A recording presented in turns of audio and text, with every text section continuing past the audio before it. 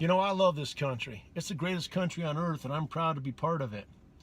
And along with that, you know, we need the government. It's part of what the founding fathers created. But I'm afraid we got some of the wrong people in there. So I want to share with you the story of Fred the Farrier. If you don't know what a farrier is, he's the guy who puts horseshoes on horses, right?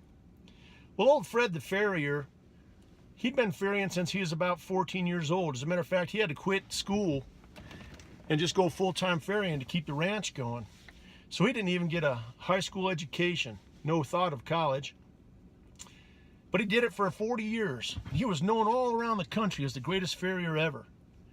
And one day, this fella who just graduated from college named Will, we'll call him Will the Writer, Will came over and said, "Hey Fred, you think it's okay if I write about being a farrier?" Fred, being the wonderful, humble guy he is, says, "Sure, go ahead." So Will the Writer wrote a book about Fred the Farrier.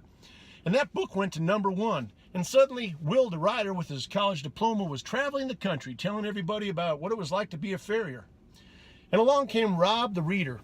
Rob the Reader, he read Will the Writer's book about Fred the Farrier. And Rob the Reader read that book and several other books. And he met Will the Writer, and they hit it off, and they traveled the country, telling everybody what it was like to be a farrier. And they were known for it. But old Fred the Farrier, he couldn't lecture. He didn't think about lecturing. He just put shoes on. But out of the three, who would you rather shod your horse? See, that's kind of where we're at.